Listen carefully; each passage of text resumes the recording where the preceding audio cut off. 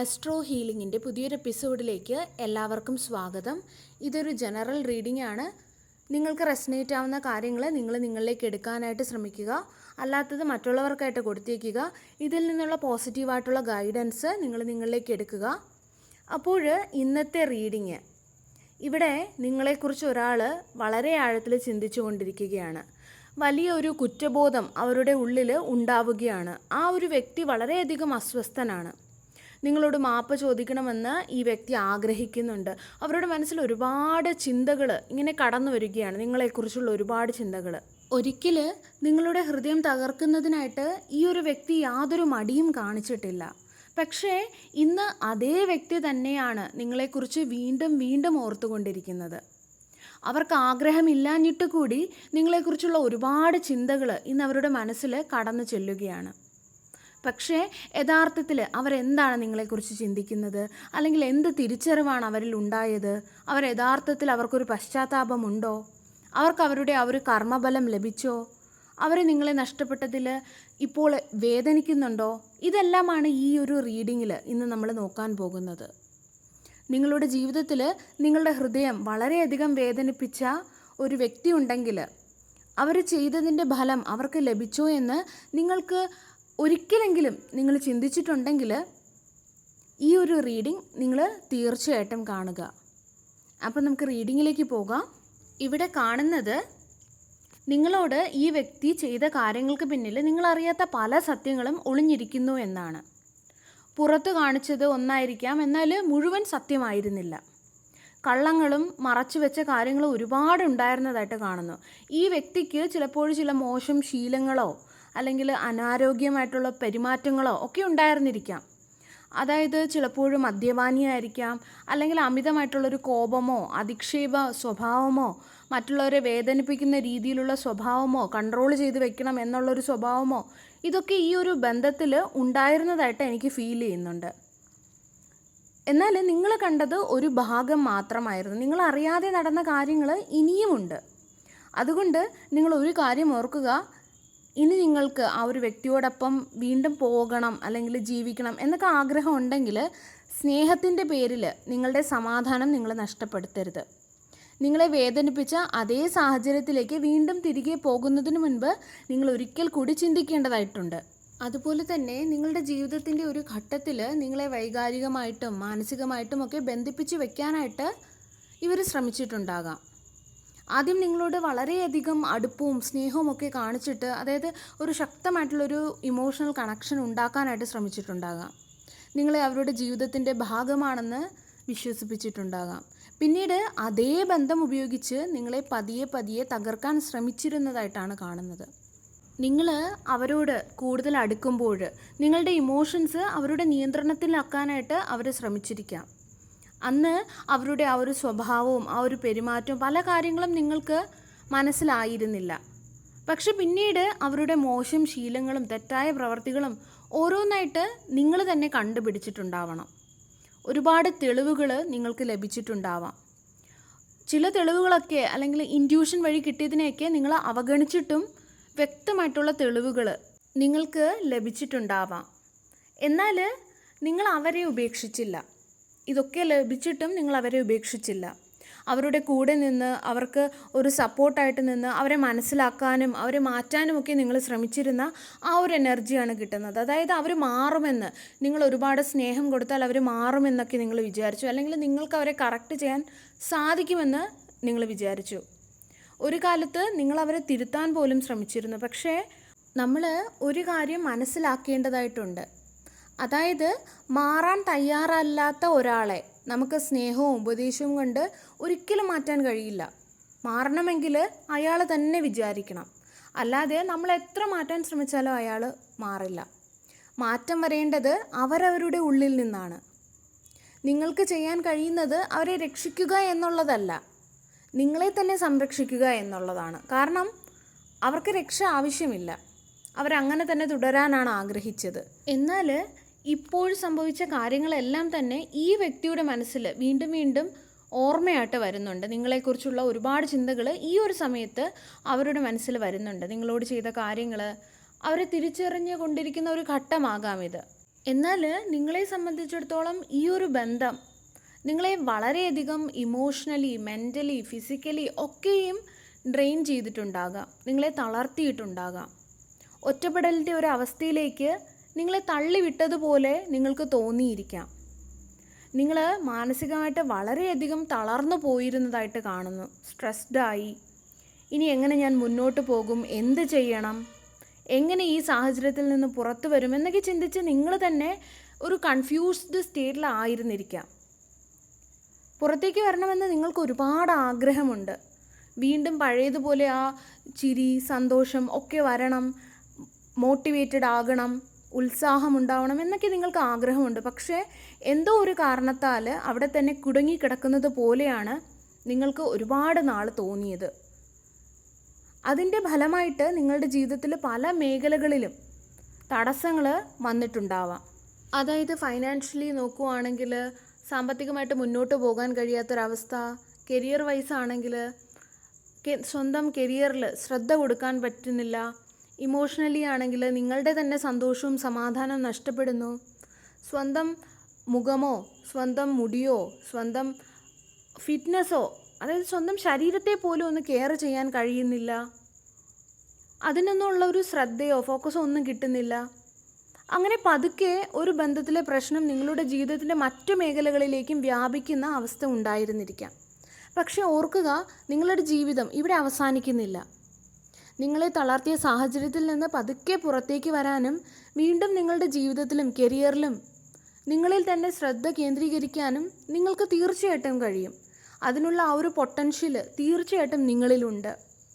ആ രീതിയിലുള്ള ഒരു എനർജിയാണ് ഇവിടെ ലഭിക്കുന്നത്.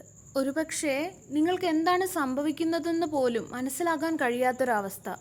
മുൻപ് പറഞ്ഞതുപോലെ സ്വന്തമായിട്ട് ശ്രദ്ധിക്കാൻ കഴിയുന്നില്ല, സ്വന്തം കാര്യങ്ങൾ ശ്രദ്ധയില്ല, സ്വന്തം കാര്യങ്ങളിൽ ശ്രദ്ധയില്ല, കരിയറിൽ ശ്രദ്ധിക്കാൻ കഴിയുന്നില്ല, അങ്ങനെ പല പല തടസ്സങ്ങൾ, ഒരുപാട് തടസ്സങ്ങൾ. ഇതിന് പിന്നിൽ ഒരു തേർഡ് പാർട്ടിയുടെ ഇടപെടൽ ഉണ്ടായിരുന്നതായിട്ടും കാണുന്നു. നിങ്ങൾക്ക് പ്രാധാന്യം നൽകേണ്ട സമയങ്ങളിൽ പോലും ഈ ഒരു വ്യക്തി നിങ്ങൾക്ക് മുൻഗണന നൽകുന്നതിന് പകരം ഈ ഒരു തേർഡ് പാർട്ടിക്കാകാം മുൻഗണന നൽകിയത്. അവരുടെ വാക്കുകളായിരിക്കാം കേട്ടത്. നിങ്ങളുടെ വാക്കുകൾ കേൾക്കാൻ ഒരിക്കൽ പോലും തയ്യാറായില്ല. ഇത് നിങ്ങൾക്ക് ഓരോ തവണയും വലിയൊരു ഇമോഷണൽ ഷോക്കായിരുന്നു. അതായത് എനിക്ക് ഇമ്പോർട്ടൻസ് തരേണ്ട സാഹചര്യങ്ങളിൽ പോലും എന്നേക്കാൾ മറ്റൊരാളുടെ വാക്കാണോ പ്രാധാന്യം എന്ന ചോദ്യം പോലും നിങ്ങളുടെ മനസ്സിൽ വന്നിട്ടുണ്ടാകാം. ഇങ്ങനെ വീണ്ടും വീണ്ടും അവഗണിക്കപ്പെട്ടപ്പോൾ നിങ്ങളുടെ ആത്മവിശ്വാസവും നിങ്ങളുടെ സമാധാനവും ഒക്കെ പതുക്കെ തകർന്നു പോയതായിട്ടാണ് കാണുന്നത്. പക്ഷേ ഇന്ന് ഈ വ്യക്തി തന്നെ താൻ ചെയ്ത കാര്യങ്ങളെക്കുറിച്ച് ചിന്തിക്കേണ്ടി വരുന്ന ഒരവസ്ഥയിലേക്ക് എത്തിയിരിക്കുകയാണ് ഇവിടെ. ഒരിക്കൽ നിങ്ങളുടെ വേദന മനസ്സിലാക്കാതിരുന്ന ഈ ഒരു വ്യക്തി ഇന്ന് നിങ്ങളെ നഷ്ടപ്പെട്ടതിൻ്റെ ആ ഒരു വില, അല്ലെങ്കിൽ നിങ്ങളിൽ നിന്നും ഇത്രയും അധികം അകന്നു പോയതിൻ്റെ ആ ഒരു വ്യക്തിയിൽ നിന്നും ഒരുപാട് അകലം നിങ്ങൾ കാണിക്കുന്നുണ്ടാകാം, അല്ലെങ്കിൽ അവരുടെ ലൈഫിൽ നിന്ന് തന്നെ പോയി കൊടുത്തു കാണാം. എങ്ങനെ തന്നെയായാലും ആ ഒരു നഷ്ടത്തിൻ്റെ വില ഇവർ തിരിച്ചറിയുന്ന ഒരു ഘട്ടത്തിലാണ്. അതുപോലെ തന്നെ ഇവരുടെ മനസ്സിൽ ഇങ്ങനെ ചില ചിന്തകളുണ്ട്. അതായത് എങ്ങനെ വീണ്ടും ഇവരെ എൻ്റെ ജീവിതത്തിലേക്ക് വീണ്ടും കൊണ്ടുവരാം എന്നുള്ള രീതിയിലൊരു ചിന്തയുണ്ട്. പഴയ കാര്യങ്ങൾ മറന്നിട്ട് ഒരു പുതിയ രീതിയിൽ തുടങ്ങാമെന്ന് പറഞ്ഞിട്ട് നിങ്ങളെ സമീപിക്കാനുള്ള ഒരു വഴികളൊക്കെ ഇവർ ആലോചിക്കുന്നുണ്ട്. പക്ഷേ ഇവിടെ നിങ്ങൾ കുറച്ച് ജാഗ്രത പാലിക്കേണ്ടതായിട്ടുണ്ട്. നേരിട്ട് നിങ്ങളെ സമ്മതിപ്പിക്കാൻ കഴിയില്ലെന്ന് ഇവർക്ക് തോന്നിയാൽ വേറെ ഏതെങ്കിലും രീതികളിലൂടെയൊക്കെ നിങ്ങളെ സ്വാധീനിക്കാനുള്ള ശ്രമവും ഉണ്ടായേക്കാം. അതിനാൽ വാക്കുകളേക്കാൾ അവരുടെ പ്രവർത്തികളെയാണ് നിങ്ങൾ ശ്രദ്ധിക്കേണ്ടത്. കാരണം ഒരിക്കലും നിങ്ങളെ വേദനിപ്പിക്കുകയും വളരെയധികം ടോക്സിക്കായിട്ട് നിങ്ങളോട് പെരുമാറുകയും നിങ്ങളെ മിസ്യൂസ് ചെയ്യുകയും അബ്യൂസ് ചെയ്യുകയും ഒക്കെ ചെയ്തിട്ടുണ്ടെങ്കിൽ വെറും മാപ്പ് കൊണ്ട് മാത്രം എല്ലാം മാറുന്നില്ലല്ലോ, അല്ലേ? അതുപോലെ തന്നെ ഈ ഒരു സമയത്ത് ഈ വ്യക്തിക്ക് വളരെയധികം കുറ്റബോധം ഉണ്ടായിരിക്കാം. നിങ്ങളെ വേദനിപ്പിച്ചതിലും നിങ്ങളുടെ ഹൃദയം തകർത്തതിലും നിങ്ങളെ മാനസികമായിട്ട് ബുദ്ധിമുട്ടിച്ചതിലും ഒക്കെ ഇപ്പോഴിവർക്ക് പശ്ചാത്താപം തോന്നുന്നുണ്ട്. ഇതിനൊപ്പം മറ്റൊരു തിരിച്ചറിവും ഇവർക്ക് വന്നിട്ടുണ്ടാകാം. അതായത് ഇവരുടെ കുടുംബത്തിൻ്റെ വാക്കുകൾ കേട്ടിട്ട് നിങ്ങളെ തള്ളിക്കളഞ്ഞതോ അല്ലെങ്കിൽ നിങ്ങളുടെ വാക്കിന് വില നൽകാത്തതോ ഒക്കെ തെറ്റായിപ്പോയി, നിങ്ങളുടെ കൂടെ നിൽക്കാത്തത് തെറ്റായിപ്പോയി എന്നൊക്കെയുള്ളൊരു തോന്നൽ ഇവർക്ക് ഉണ്ടാകുന്നുണ്ട്.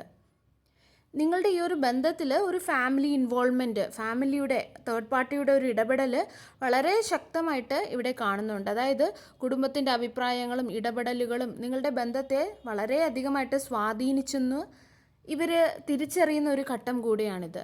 ഇന്ന് ഈ ഒരു വ്യക്തി അവരുടെ സ്വന്തം കുടുംബത്തിൻ്റെ ആ ഒരു റിയാലിറ്റി അല്ലെങ്കിൽ യഥാർത്ഥ മുഖം അല്ലെങ്കിൽ യാഥാർത്ഥ്യങ്ങൾ ഒക്കെ ഓരോന്നായിട്ട് മനസ്സിലാക്കിക്കൊണ്ടിരിക്കുകയാണ്. കുടുംബത്തിൻ്റെ വാക്കുകൾ കേട്ട് നിങ്ങളോട് കാണിച്ച കാര്യങ്ങൾ, നിങ്ങൾക്കെതിരായിട്ടെടുത്ത തീരുമാനങ്ങളൊക്കെ തെറ്റായിപ്പോയെന്ന് ഇപ്പോഴിവർ തിരിച്ചറിയുന്നുണ്ടാകും. അതായത് എൻ്റെ ഈ ഒരു ഫാമിലിയുടെ വാക്ക് കേട്ടിട്ട് എൻ്റെ തന്നെ സ്വന്തം കുടുംബജീവിതം ഞാൻ നശിപ്പിച്ചല്ലോ എന്നുള്ളൊരു പശ്ചാത്താപം ഇവർക്കുണ്ടാകുന്നുണ്ട്. അതുകൊണ്ട് തന്നെ ഇപ്പോഴെങ്ങനെയെങ്കിലും നിങ്ങളെ വീണ്ടും ജീവിതത്തിലേക്ക് കൊണ്ടുവരണമെന്ന് ഇവർ ആഗ്രഹിക്കുന്നു. നിങ്ങളെ അവരോടൊപ്പം ചേർക്കണം, നിങ്ങളോട് സംസാരിക്കണം, നിങ്ങളോട് ബന്ധപ്പെടണം, അങ്ങനെയൊക്കെയുള്ളൊരു ചിന്തകൾ ഉണ്ടാവുന്നുണ്ട്. നിങ്ങളോട് എങ്ങനെയെങ്കിലും കോൺടാക്റ്റ് ചെയ്ത് നിങ്ങളോട് സംസാരിക്കണം എന്നുള്ളൊരു ചിന്ത ഉണ്ടാവുന്നുണ്ട്. നിങ്ങളുടെ ജീവിതത്തിൽ ഇപ്പോഴും എന്താണ് നടക്കുന്നത്, നിങ്ങൾ എങ്ങനെയാണ് മുന്നോട്ട് പോകുന്നത് എന്നൊക്കെ അറിയാനായിട്ട് ഇവർ ശ്രമിച്ചേക്കാം. പക്ഷേ ഇവിടെ ഞാൻ നിങ്ങളോട് പറയുന്നത് നിങ്ങൾ അല്പം ജാഗ്രത പാലിക്കുക. കാരണം നിങ്ങൾക്ക് വളരെയധികം ആവശ്യമായിരുന്ന ആ ഒരു സമയത്ത് നിങ്ങൾക്ക് വേണ്ടി സ്റ്റാൻഡ് എടുക്കാതിരുന്ന ഒരു വ്യക്തി, അന്ന് അവരത് ചെയ്തില്ലെങ്കിൽ ഇനി അവർ എടുക്കുന്ന സ്റ്റാൻഡ് എത്രത്തോളം നമുക്ക് വിശ്വസിക്കാനാകും, എത്രത്തോളം അതിന് ആയുസ്സുണ്ടാകും. വീണ്ടും അവരുടെ ജീവിതത്തിലേക്ക് പോയാൽ വീണ്ടും ഇമോഷണൽ ബ്രേക്ക് ഡൗൺ അല്ലെങ്കിൽ വീണ്ടും ആശയക്കുഴപ്പത്തിലാകില്ല എന്നെന്ത് ഉറപ്പ്? അവർക്ക് മാപ്പ് കൊടുക്കണോ അല്ലെങ്കിൽ അവരെ വീണ്ടും വിശ്വസിക്കണോ എന്നൊക്കെ നിങ്ങൾ ചിന്തിക്കണം.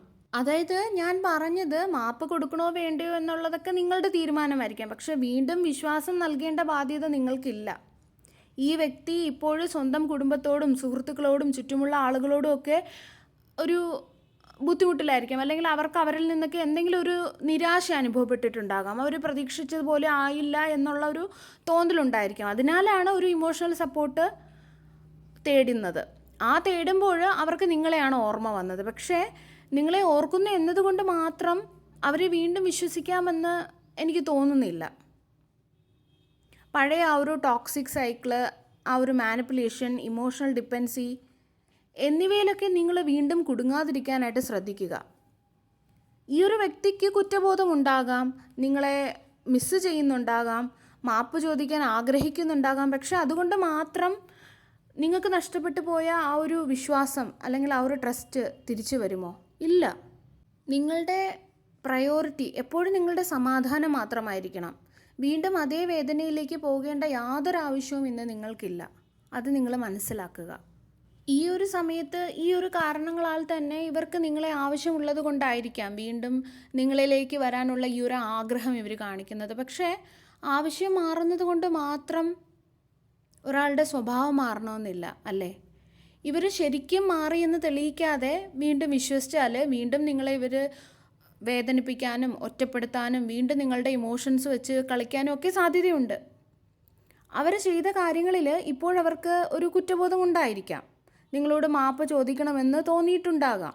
പക്ഷേ അവർക്ക് പശ്ചാത്താപമുണ്ടെന്ന് ഉള്ളത് മാത്രം കൊണ്ട് അതേ കാര്യങ്ങൾ ഇനി ഒരിക്കലും അവർ നിങ്ങളോട് ആവർത്തിക്കില്ല എന്ന് നമുക്ക് ഉറപ്പിച്ച് പറയാനാവില്ല.